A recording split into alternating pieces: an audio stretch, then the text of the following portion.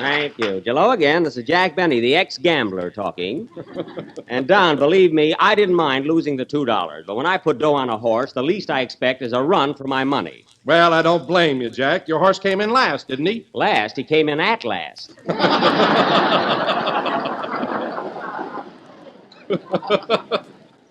But of course, it's all my fault. I should have known long before the race that horse was too weak to run. Why? What do you mean? Well, when I put the $2 on his nose, his hind legs flew right up in the air. What a nag. Pretty bad, huh? Bad. Don, I didn't mind the horse losing the race. But when he walked over to my box and said, "Do you want to make something out of it?" that was going too far. But it's over and done with, and I still had a swell time. Hello, Jack. What are you talking about? Oh, hello, Mary. I was just telling Don about the $2 I lost on the big race yesterday. You lost? Why, I had $1 of it. Never mind. Anyway, whatever I lost, it didn't bother me any. I wasn't the least bit excited. Not much. You took an aspirin tablet, box and all. Oh, now, that's just silly. Then you ran over to the ticket window and tried to get your money back. All right, now, let's forget it. Why, for heaven's sake, Mary, how could Jack possibly get his money back? He rolled up his pants and told the man he was under 21.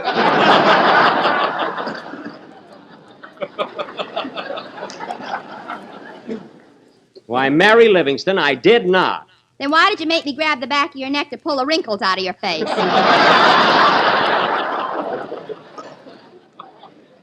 Now, Mary, for the last time, will you please forget it? Hello, Phil. Hello, Phil. Hiya, Jackson. How's Diamond Jim Benny tonight? Oh, I'm all right. Say, I saw you watching the big race yesterday. How'd you do, Phil? How'd you do? Fine. Now, Phil. Stop with those Wilshire bowlers. I asked you how you did yesterday. Oh, it was a great day for me, Jack. Did you see that gorgeous blonde I was with? Yes, sir. I'll say I did. You had your arm around her all afternoon. Who was she? Darned if I know. Oh, a stranger, eh? Phil, sometimes I wish I had your nerve and technique. Boy, would I be a ladies' man. What's so funny about that? Romeo with rheumatism.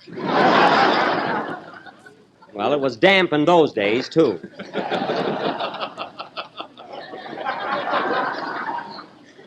Anyway, Mary, don't exaggerate. I haven't got rheumatism. Oh, no? On a rainy day, you walk like a spider. It's very good, although I thought it was going to be much better. Mary, when I'm talking to Phil, I wish you'd stay out of it. Say, Don. Yes, Jack. I hope everybody gets here early tonight. We've got to finish up our play, Jesse James. You know, we've got... Oh, hello, Kenny. Hiya, Jack. I saw you out the track yesterday right after the big race. Oh, you did? Yeah, do you feel any better now? Oh, I feel fine. How'd you do, Kenny? Did you win anything yesterday? Huh? Boy, did I clean up. I got a real system. You have, eh? What is it? Well, I close my eyes and hold up my program, and then I take a pen and make a stab at it. Yes? And whatever horse I stick, that's the one I play. Say, that's very interesting. Who did you pick in the first race? A fat lady in front of me.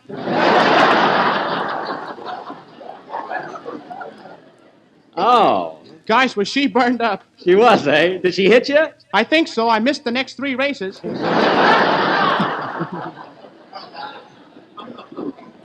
Well, Kenny, you can keep your system. I'm not that much of a gambler. I bet my little $2 and let it go at that. $2? I told you I had $1 of it. Mary, I was speaking of our syndicate. Anyway, I'm the one that laid out the money. Yes, and it's the last time I'll ever walk up to a ticket window with you. Gee, was I embarrassed. What happened, Mary? Oh. When the man asked him for the $2, Jack had to take his shoe off to get it.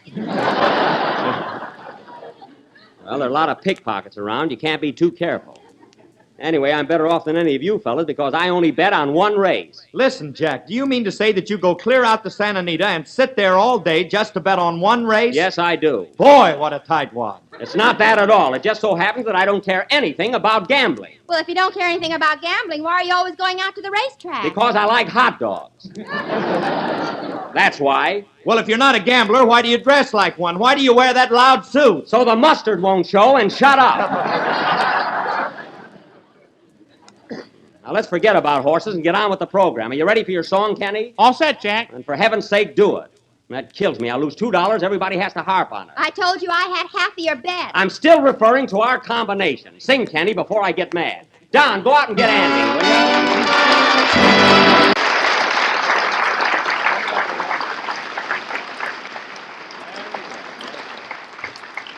That was Memory Lane, sung by Kenny Baker. That was an oldie. And now, ladies and gentlemen, as I started to announce, tonight we are going to continue with the second episode of our version of Darrell F. Zanuck's 20th Century Fox production, Jesse James. It is 10 years later, and as last week, I will again play the part of Jesse. Andy Devine will be my brother Juicy, and Mary, you're going to be Zerelda again. Oh, yes, your sweetheart. No, that was last week. This week, I got a little surprise for you. You're going to be my wife. And I've got a little surprise for you. We've got 3 kids.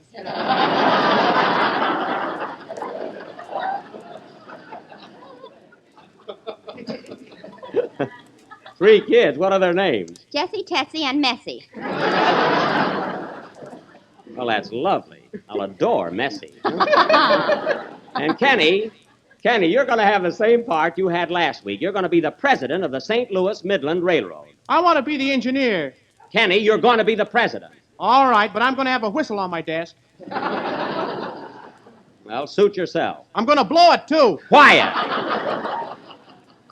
And Don, you're going to be a salesman that I hold up on the train, and you're going to have a satchel full of, guess what? Now, wait a minute. Let's see. Yeah. Is it a bunch of little boxes? Yes. And do they have big red letters on them? Yes.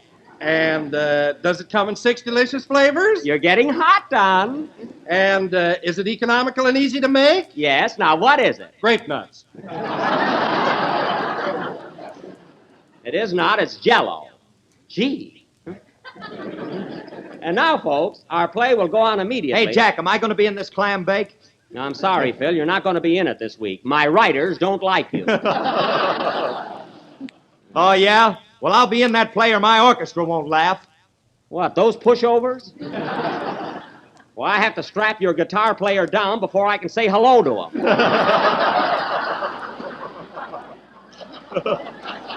Look at him now, look. Anyway, Phil, you're out of the play, and that's that. Well, we'll see about that, brother. And don't call me brother. Heaven forbid. Phil, where do you buy your neckties? From an Indian? Or something? Now, this play... Say, Jack, What? isn't that Mr. Zanuck in the 3rd row watching our program? Darrell Zanuck, where? Right there, that little fellow on the horse. Oh, yes. We better be good tonight. You know, this is his picture. Anyway, folks, as soon as the next number is over, we're going to... Pardon me. Hello? Hello, Mr. Benny. This is Rochester. Oh, hello, Rochester. I wish you wouldn't always call me up when I'm busy. What is it?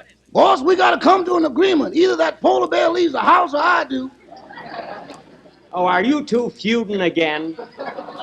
What's the matter with Carmichael? Doggone that bear, he scratched up everything in the house, including your humble servant.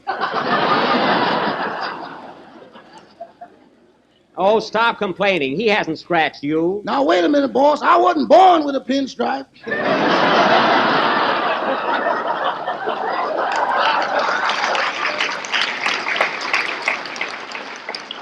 Well, look, Rochester, don't be such a coward. If he acts up, get tough. Grab hold of him and throw him in the closet. Funny thing about you, boss, every time a war comes up, you got to be the general. Now, look, Rochester, just leave Carmichael alone, and I'll talk to him when I get home. So long. So long. Oh, say, boss, I was just listening to the program, and I've been wondering about something. About what? Well, you know that $2 you lost on a big race yesterday? Yes? Well, if Miss Livingston had $1 of it and I had $1 of it, how come you feel so bad? Because I'm sorry for both of you. Goodbye. I wish he wouldn't bother me when I have things to do. Now, where was I? You were getting ready for Jesse James. Oh, yes. Oh, Phil, how about a number? Something apropos. I mean, something that fits our play. I know what apropos means. Well, don't show off in such a small word. Hey, Juicy, come on in here. I'm coming, Jesse! You're in our play, you know. Jesse James. Juicy James. Jesse James. Them's the boys that ride the choo-choo train.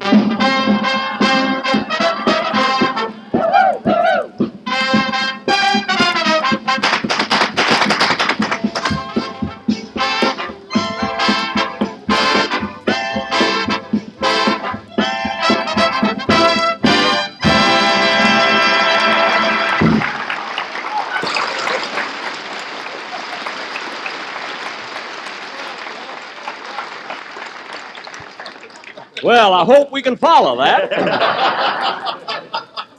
That was Casey Jones, played by Phil Harris, who might as well go home right now, as he won't be in our play. Oh, yeah, you'll find out. And now, ladies and gentlemen, for the second episode of our stirring drama, Jesse James. Take it, Wilson. 10 years have elapsed since last week, and we find that Jesse James, the simple farm boy, has become Jesse James, one of the most notorious desperados west of the Mississippi. Mighty pretty stream, the Mississippi.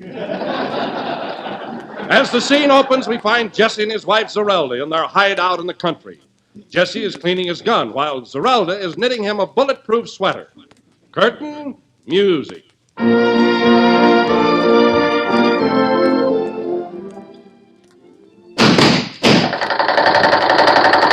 All right, this is your last chance. Come on out of there, we'll blast you out. Zerelda, turn off that gangbuster program. I want to relax. Okay. Thanks. Doggone this gun, Zerelda, when you go out shopping this afternoon, I wish you'd pick me up a new 6-shooter. What's the matter with the one you got? The barrel's crooked. Last night I was aiming at a rattlesnake, and I shot the cigar right out of my mouth. Oh, it can't be that crooked. It can't, eh? Here, take the gun and aim at that window. See what happens. Okay. There goes the window. Window nothing. That was my glasses. Gosh, did you do much damage? I think so. There's a period between your eyebrows. Oh, well, I'm a little drafty, but I proved my point. How are you coming along with my bulletproof sweater? Fine, Jesse, but it ain't very stylish. I think I'll put a turtleneck on it. Don't do that, gal. When I'm riding my horse, people will think I'm a polo player. I ain't no sissy. Now, wait a minute, you. What's wrong with polo? Nothing, Mr. Zanuck. It just don't become me. I wished he'd stay in the audience. Well, anyway, thanks for the bulletproof sweater, Zerelda. You're welcome, and see that you wear it. I'm tired of you coming home full of holes. Our bill for corks is something fierce. I don't mind that, but they keep popping out all the time. I feel like a champagne bottle. There goes one now.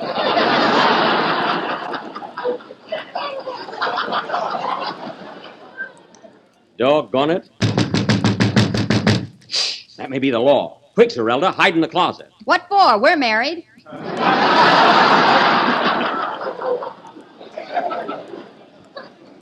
I know, but you might get shot. Who's there? Hello, Jesse. This is Juicy. Come right in. We'll cook a goosey. Yeah. Hiya, folks. Hello, Juicy. What's that you got under your arm? It's a new picture of Jesse. I just ripped it off a tree. Let's see it. Well, well, there's a reward out for me. $5,000, dead or alive. $5,000 is a heap of money. It sure is. Is that cash? Yep. Zerelda, put down that gun. Put it down, I say. Shucks, I'll never get a mink coat. Not that way, gal. It's unethical. Say, Jesse, if we're going to rob a train tonight, the Bow and Arrow Limited is due here in about 20 minutes. Yeah, we better get going. Hey, Zerelda, we're going to hold up a train. You want to come along? I'd love to, Jesse, but I hate to leave Junior alone. Well, bring the kid along. I would, but he's got the mumps and I can't get him through the door.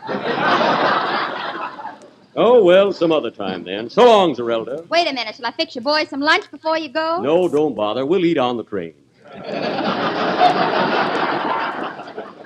Come on, Juicy. I'm a comer.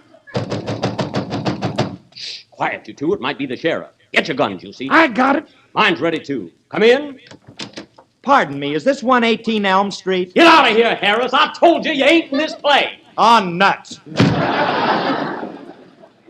Them Easterners getting my nerves. Let's go. Let's go, Jesse, or we'll be late. Yeah, come on. Steady, partner. Say, Juicy, I see you got a new horse. What happened to that broken-down old gray mare you used to ride? Well, I had her face lifted and sent her to Santa Anita. I know. I bet on her yesterday. Come on, partner. Whoa! Whoa! Yeah.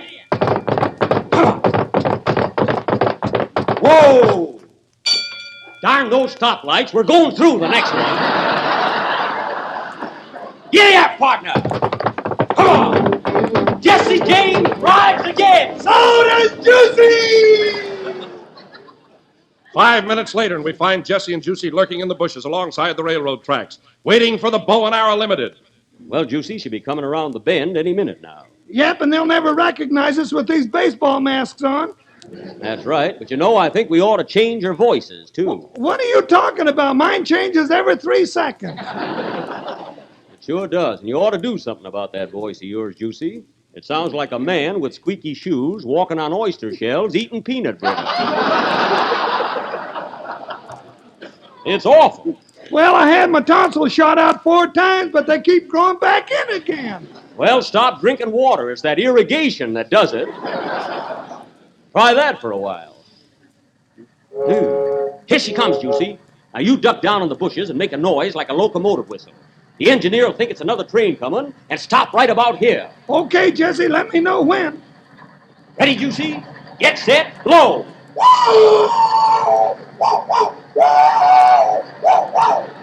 That's it.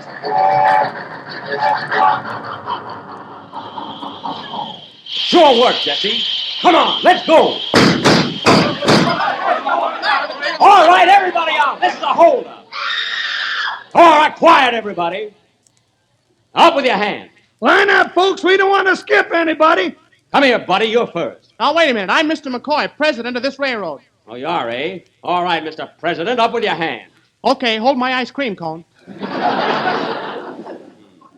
Here's his money, Juicy. $8.35. Thanks. Now, wait a minute. You only rung up $8. Well, I'm a crook, ain't I? Oh, that's right. Now, let's see. Who's next? Cigars, candy, and programs. You can't tell Jesse from Juicy without a program. Oh, yeah? Well, take that. Wise guy. Come here, lady. You're next. Here I am. Say, Jesse, she looks like an old maid, don't she? Yeah. Where's your money, lady? I ain't telling, dearie. Yahoo!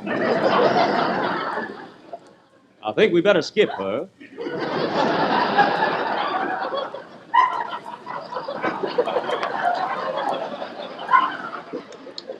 Who's next, Juicy? Well, how about this big fat guy here?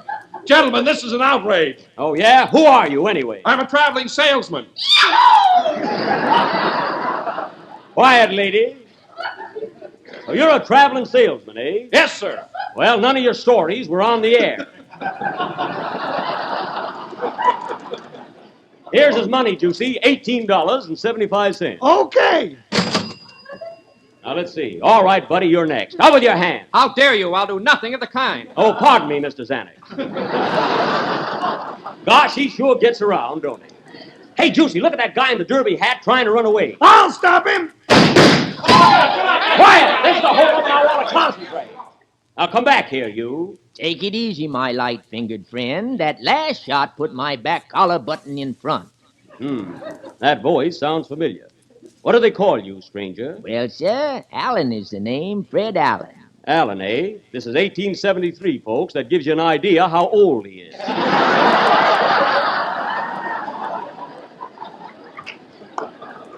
Now, listen, you. Hand over your money. Here's my wallet, but I warn you, Jesse James, there's man-eating moths in there. I'll open it up anyway.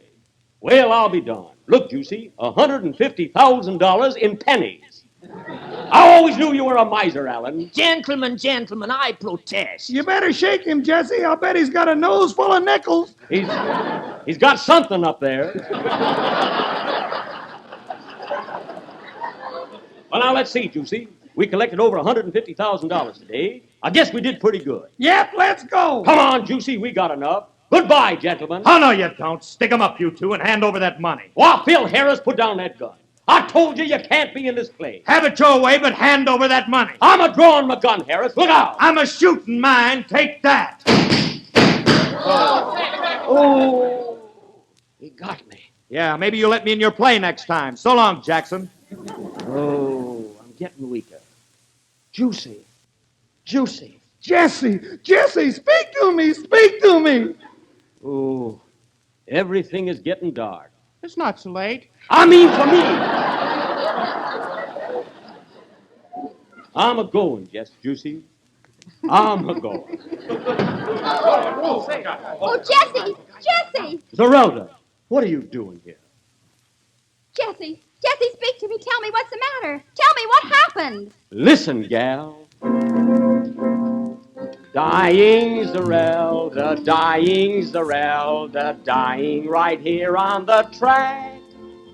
He's dying, Zerelda, dying, Zerelda. Dying right here on my back. He's dying, Zerelda, dying, Zerelda. I think that I'm gonna die. He's dying, Zerelda, dying, Zerelda, dying, Zerelda. Once more, fellas. He's dying, Zerelda, dying, Zerelda. I'm dying surely but slow. He's dying, Zerelda, dying, Zerelda. If you must go, you must go. He's dying, Zerelda, dying, Zerelda. He's sure that he's gonna die. He's dying, Zerelda, dying, Zerelda. Die, die, die, die, die.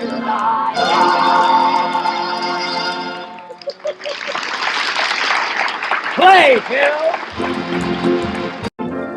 This is the last number of the 23rd program in the new Jello series, and we will be with you again next Sunday night at the same time. Meanwhile, folks, all I want to say is, I'm dying, Zerelda, but I'll be with you next Sunday night. Poor Jesse is dying, but nobody's crying. La, la, la, la, la, la, la. Come on, everybody. He's dying, Zerelda, dying, Zerelda. I'm sure that he's gonna die. He's dying, Zerelda, dying, Zerelda. Die, die, die, die, die. Good night, folks.